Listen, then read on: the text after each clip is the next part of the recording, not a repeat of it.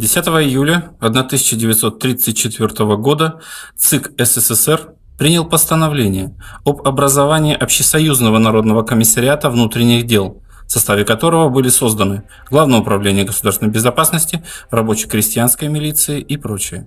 В сфере ответственности НКВД находились коммунальное хозяйство и строительство, другие отрасли промышленности, а также политический сыск и право вынесения приговоров во внесудебном порядке, система исполнения наказаний, внешняя разведка, пограничные и внутренние войска, а также контрразведка в армии. Наркомом внутренних дел СССР был назначен Генрих Ягода. На вновь созданной НКВД были возложены следующие задачи: обеспечение общественного порядка и государственной безопасности, охрана социалистической собственности, запись актов гражданского состояния, пограничная охрана, содержание и охрана исправительно-трудовых лагерей. Работой Главного управления госбезопасности руководил сам нарком внутренних дел СССР Ягода. В состав Главного управления НКВД вошли основные оперативные подразделения бывшего ОГПУ СССР. Впоследствии неоднократно производились реорганизации и переименования как управлений, так и отделов.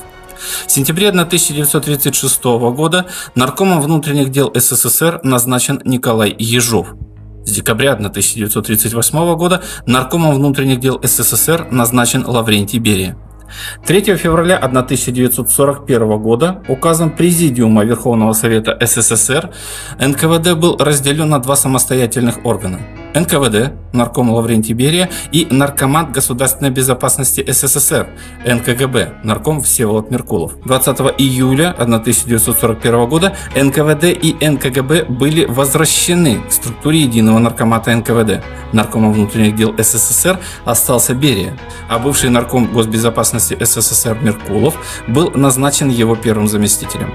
Деятельность органов госбезопасности была сосредоточена на борьбе с деятельностью немецкой разведки на фронте, выявлении и ликвидации агентов противника в тыловых районах СССР, разведке и диверсиях в тылу противника. Также создавались так называемые тройки на местах, состоящие из одного секретаря обкома или ЦК, начальника соответствующего НКВД и прокурора края, области или республики. При Народном комиссариате внутренних дел СССР организовывалось особое совещание. Этот административный орган наделялся судебными полномочиями, что не могло не привести к нарушениям законности прав граждан. 17 октября 1941 года постановлением Государственного комитета обороны особому совещанию при НКВД СССР было предоставлено право выносить приговоры вплоть до смертной казни по делам о контрреволюционных преступлениях против порядка управления СССР, предусмотренных статьями 58 и 59 Уголовного кодекса РСФСР. Решения особого совещания были окончательны. Это постановление ГКО перестало действовать 1 сентября 1953 года с упразднением особого совещания.